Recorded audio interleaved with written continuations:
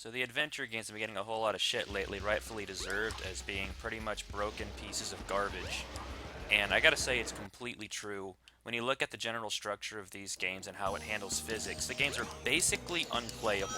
I don't see how anyone could touch this or be able to manage it at all. The physics are broken, jumping doesn't work, it's not Mario 64.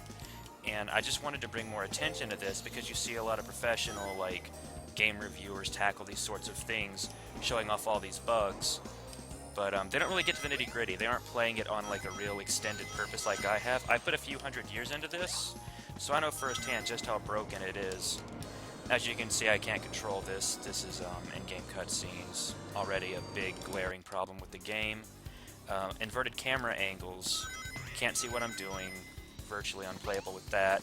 Right now I'm having to adjust how I use a controller stick to accommodate for being at a different location, and most gamers' brains can't handle that sort of concept. It's very difficult.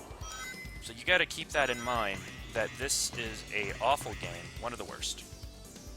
Adventure 2 is even more worst, because more worst is now an expression. As you can see, I could potentially die at any moment should the game decide to bug. The shortcuts don't work, you fall through platforms. It's just completely unplayable. I mean, it's no wonder Let's Plays don't do that well with this game, because you can't talk and play this game at the same time, or do pretty much anything, because it takes all of your focus just not to glitch through the floor. Clearly this is just as bad as Sonic 06 was. I mean, look at this. You see me? I just nudged the wall just because I ran into the wall. That was the game's fault, not mine for holding left on the stick. See? I once again can't control it. Bad gameplay choice. I had no way of landing that shortcut. There wasn't enough time. And again, like here, right then, no control. Well, vague control, but it barely counts. Using the analog stick, it just sends you flying in one direction. That's the one thing that's the worst about these games, is you hit the controller stick in one direction or another, and you don't slowly move, you go really fast. I don't understand why they would do that.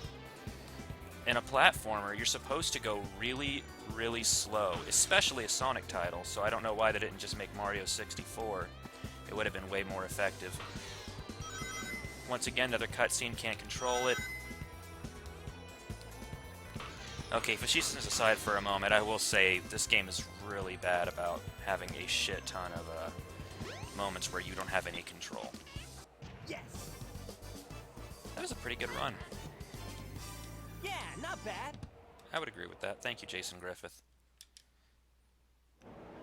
The train headed for Station But yeah, this Square game's perfectly will be fine. I don't departing understand soon. why people bitch so much. If you've played, like, fucking Gex, or, I mean, Rocket Robot on Wheels, as much as I love it, there were so many games that were way more unstable. I say as I'm stumbling over the stairs. But yeah, I don't know. It's something I've always wanted to talk about, because it kind of confuses me as to why, people forgive a lot of old approaches to 3D, or just don't even give them attention, but they hyperfixate on adventure so much. Like, Mario got it right the first time, Zelda did a good job too, but I don't know, you look at other 3D titles, I mean, Gex is a big one. Legacy of Kain, as much as I love it, Soul Reaver was clunky as hell. It was terrible to play from a gameplay perspective, as much as I adore the game. It's just, I feel like that's the issue of why Sega's so afraid to try new things these days, or make really daring level design. Okay, that one I am going to put on the game. But the reason why they're so afraid to put like a lot of effort into the game design is, you know, you try something interesting and unique like this, where it's more sprawling and various paths, and spin dash jumping is such a big part of speedrunning. And players look at it, the ability to spin dash jump and land somewhere else, and they think, oh, that's a bug. When it's not. It's just like on the Genesis. To go through the levels fast, you spin dash jump, and that lets you get to a higher ledge, and if you know where you're heading, you're just fine. That was really scary. I am rusty at this one, admittedly. I play Adventure 2 often. I've only been playing Adventure 1 recently. It's fun. I'm definitely more of an Adventure 2 fan, but I see this one get the most hate. And if it's over like Big or Gamma or Amy's like playstyle, I can understand that, but a lot of it is just issues with platforming with Sonic. I don't see it. I've had very minimal issues, and I'm not very good at these sorts of games. I'm not that great at games in the first place. And you have to acquaint yourself to a new set of physics. You move kind of quickly, so you gotta be ready to turn on a dime. But there are plenty of games that function like that, and a lot of games have learning curves way more steep than this. Like, I would say that if you put aside your general thoughts and just played this game under its own rules, learned its leverages, learned its curves, learned everything, just the basics, fundamentals of how you platform, I could not imagine even the worst gamer in the world not being able to understand what they're doing in 2 hours. Now, 2 hours, that is not a steep learning curve. Think about, let's say, your Devil May Cry. I'm trying to think of a good platformer to relate it to. Again, Soul Reaver's a pretty good one, with how that works, the old school Tomb Raiders. Things that were roughly in similar time periods to this. It's one of those things that I also just wanted to play Sonic Adventure, and it turned into a, hey, I could make a little video saying this game's not as impossible as people make it out to be. In fact, it's very playable. There's a reason it got so many favorable reviews back in the day. It's because they did a damn good job. You see that? Look at that high resolution smacking into a fucking pillar. You're not going to see that anywhere else. That said, I really wish Steam had the Dreamcast version. Or at least an option for it. For those that haven't played this game too much, this is the GameCube port, Director's Cut. Director's Cut did some graphical changes, some for the better, most for the worst. Water looks terrible now, and it added a few bugs that weren't even present in the Dreamcast version. They say that there's more gameplay errors as well, but I haven't really noticed those. I assume they exist if they're mentioned. Now see, this is where the gameplay's a problem. Yes. Didn't beat 3 minutes. Yeah, I could not have done bad. better there. But yeah, essentially I function this just as an excuse to play Sonic Adventure for a little bit. Because it's fun, and I don't like having preset levels. It's fun to just jump in and do whatever the hell. Select your character. Let's do some... Let's see, what is my better ranks? Select a stage. Yeah, I played this a lot when it first came out on Steam. This is always a good one. Plus, it's 5 a.m. and it seemed like a good time to play Sonic games. This is my life. There are many like it, but this one's mine. I'm also really confused. I thought I had the game set in Japanese, but I guess not. It's perfectly fine. They both sound fine. Okay, the English doesn't sound fine. It's very cheesy. I like the Japanese better purely for a very asinine, stupid reason. That is, if you think I have some kind of severely wrong mental thing with my health. That's a mismatch of words. And that when you go into the cutscenes, in English, they didn't even try to, like, match the lip flaps. And that irritates the hell out of me. That's, turns out a lot of a dubbed anime as well, for similar reasons. That said, some of the voices in Japanese I would consider better. Tails, Amy, Sonic in English is way better, for sure. Gamma's better in English. But it's about half and half, and of course, you know, Dr. Robotnik's always, or Eggman is almost always the star, regardless of language. Of course, this is not as a Japanese speaker, so for all I know, they could sound awful in their native tongue, and all I can go on is just how their voice sounds to my ears in regards to, you know, bass, fluency, how quickly or slowly they talk. Big's always going to be better in English. You got John St. John. If you got Duke Nukem voicing one of your characters, you're doing a pretty dang good job for yourself. Amy levels are interesting to me in that I do enjoy them, but I feel like there's a lot of missed opportunity. They clearly wanted to have a survival horror thing going on, with being able to hide from the robot, but the robot's easier to just beat the hell out of. Well, that was just me being sloppy. So you never use your survival instincts. There's even parts where you're supposed to wait for an elevator, and it's like, hide in the barrels, you'll be fine, it's the only way to live. But if you just hit it with your hammer and run in circles, it'll never get you. This is one of the games that Adventure 2 introduced a hard mode, and I really wish there was a hard mode for this one. Because if you know what you're doing, you're never going to have any trouble. Even if you don't know what you're doing, just jumping will get you out of most problems. Like this poor thing, he doesn't have a chance. These little pink lasers are a bigger threat than Robot Nemesis.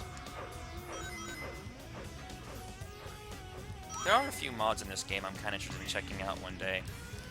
One of them, it takes the base speed of, I believe, Gamma and Amy, and it doesn't make them broken, but it makes them just slightly faster. And that could be fun. That was a good hit. That's no bueno. I missed that life up. It's fine, I'm on time trial. I don't think I get all of my extra lives anyways. When I first got the super hammer, I dissed on it a lot, but now that I'm using it a bit more often, that extra bit of range, it goes a long way with hammer jumping. Okay, so here's what I was talking about. Is the game is telling you, hide here, it's the only way to live, but it's super not true. For one thing, he's slow. For another thing, he forgot to spawn. I think I got him stuck on something. Yeah, just Amy, 3 levels, not fully realized. I do have some qualms with this game, but it's not in the bug department, it's on the overworld layout. Basically, with this title, is there are 3 Chow Gardens, and unlike Adventure 2, you physically have to walk in the overworld to the garden. And there are 3 gardens, and if you want to drop items off like animals, you have to go to the garden you want. You can't use the teleporter. Good adventurers go left. What you got? What you got? So let's say that I decide I want to play as Gamma, and I want to raise a Chow in Station Square. Not a difficult concept. Well, ignoring that Gamma's platforming makes getting a Chow from drowning out of the water almost impossible, you have the following issue that Gamma has, let's say, 4 to 5 levels. Of these levels, none take place in Station Square, except for Emerald Coast, so you get 1 level to choose from that you can reliably do. So, you're only going to get your animals from 1 level. That's already a hindrance. Now, you're there, and I know I said the egg carrier earlier, but let's say that your Chow Garden's in Station Square. So, you go to there, you walk to Station Square, you drop off your items.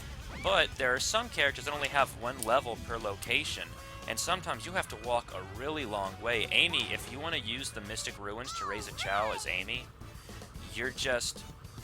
get ready to spend multiple hours just walking from deep in the jungle to the Chow Garden on the opposite side of the map because there's no way to get there quickly. Select your character. The reason I complain about this, because you could easily just say, well, it was a different time, they didn't have time to fix it. But the whole point of a director's cut is you fix these fundamental issues. Did I pick the same level? No, I didn't.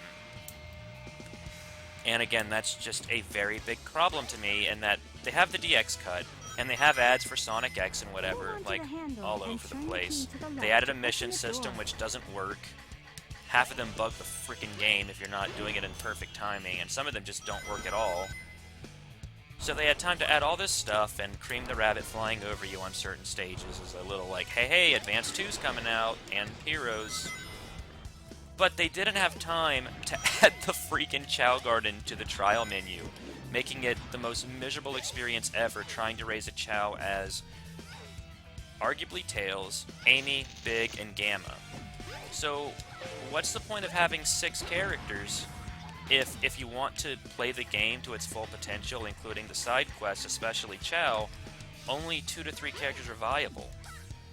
I don't understand the logic they were going through when they had that happen. I realize this is a very negative perspective on Sonic Adventure. I have a lot of positive things to say about this game as well.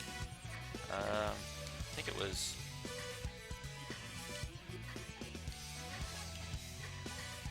Oh, okay. I think that was an actual puzzle, but I just brute forced it. But yeah, Amy. Back to Amy for a little bit. If you were going to make a survival aspect of the game, which I'm cool with, that sounds awesome, you can't go halfsies. Like, this is half trying to be a typical Sonic level, and it's half trying to make you afraid. You just have a wall coming towards you at all times. But the wall... just realized, oh, you got a puzzle. Not gonna interrupt that. Which... Zero. Zero in general. You don't see him very often, and there's a good reason you see a lot of Gamma love, but not a lot of Zero love. He's pathetically weak. He only exists to give Amy a running reason to exist. Speaking of Director's Cut, there's another beautiful thing about it. the audio is completely mixed incorrectly. This wasn't in the Dreamcast version, but all that screeching and hellfire you're hearing, that's unique to this version. There's a mod to fix it, but I don't know how to install it. There's a mod manager for this, and I need to get around to doing it. Oh no, what'll I do? Again, not very survival horror if you can just hit it with a hammer. The only downside or reason not to do it is if you do it 5 times in a row, it'll stop working.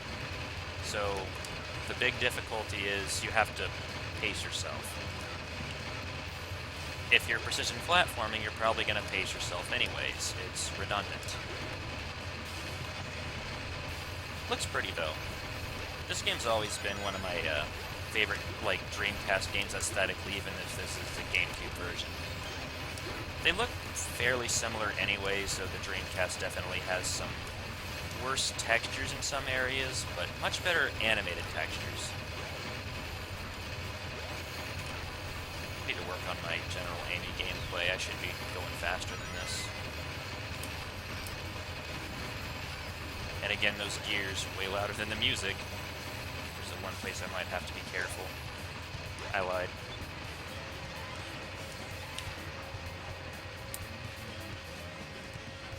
Playing on a 360 controller is also interesting in that you have to really click the upper L and R to rotate the camera. They have preset controls. I've tried changing them, but they don't quite alter for me.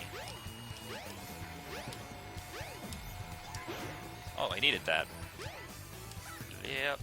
Move the handle and the lift should move. I also realized I was going to dedicate this channel more for mods, and I'm already just playing the basic game. Oh yeah, jump down here.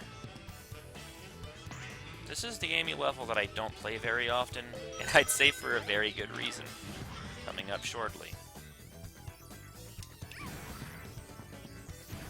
You get to play, put the letter block inside of the letter hole.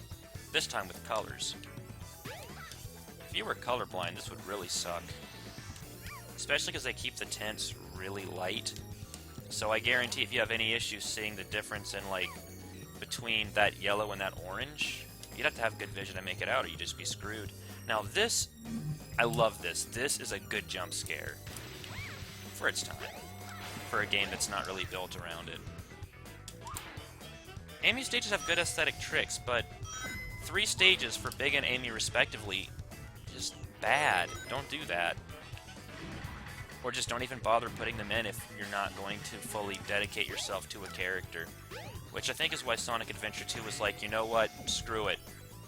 Like, 3 characters, but they get duos that play mostly the same. Just to avoid that being a problem. Blue. I'm supposed to be being attacked right now. I don't know what's going on. Is he just not feeling it today? Oh, I think I probably jumped over his trigger. Oh! Oh, fuck. Okay. Sir, this is a Wendy's. And the orange flavored one, they do look like rock candy in a sense. But see how often I'm hitting him? And the game doesn't care, it just lets me do it. I wish I could hammer jump. Another fun thing is I went online not too long ago, and apparently that's one of the most hated levels in the entire game. And I don't really get why. They say it's because the puzzle's taking a lot of time that you're not doing anything, but that was maybe 45 seconds of the run. No one's truly free. Select your character. And one more level just for the hell of it. Let's see which Select one. a stage. I want challenge. Give me the hard one. I can take it. You think you can keep up with me? Oh, God. I love that Robotnik voice so much. Rest his soul. Tails, wait for me. The current voice is good, too. The general current cast I'm pretty happy with.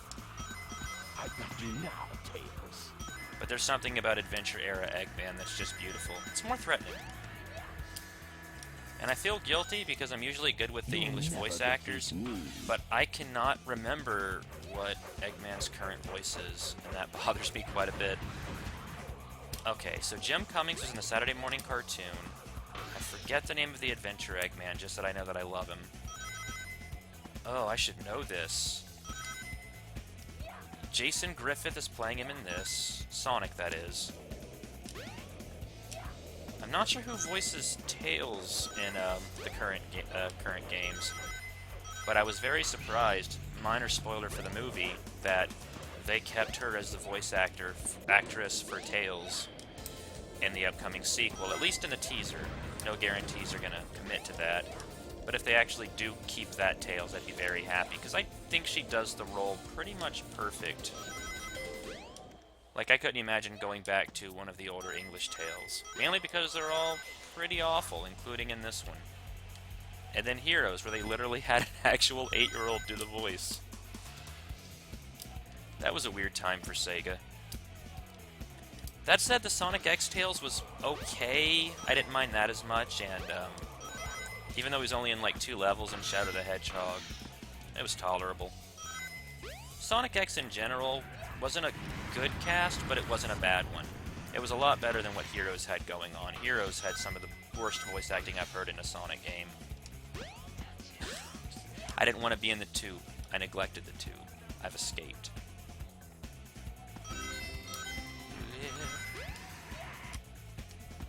It's a horrible place to put a rocket. I don't know why they put all these speed-ups for Tails either. You're not supposed to be on foot. I win. Oh, damn, he beat me. I doiled. Select your character. Preparation complete. I can't remember what Tails' Select a stage. third one is. Don't know if it's harder than usual, or if it's just something else and I was goofing off too often.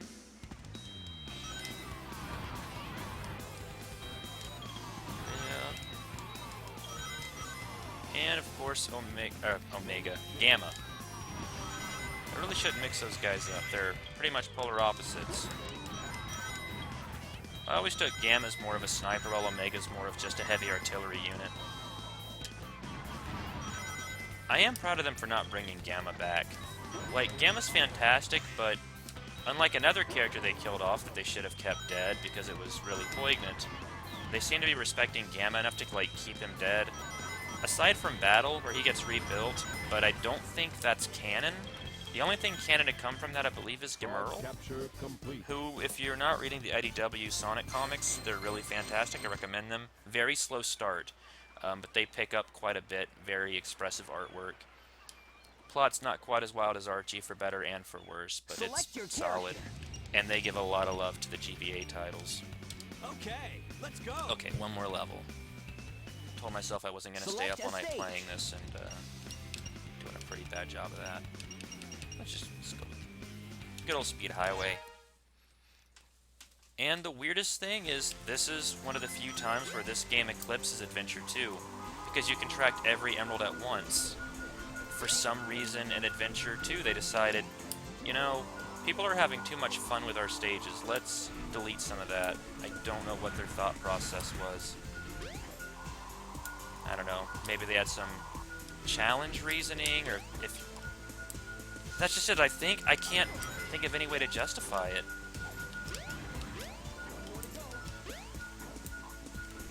I always liked how Knuckles felt in these games. Even if his levels aren't the best, he's very smooth to control. Like, just the right speed. Oh, you're close. Really getting tired of getting hit by cars. Oh, it's always the last one, isn't it? Scale the wall, Mr. Kidman.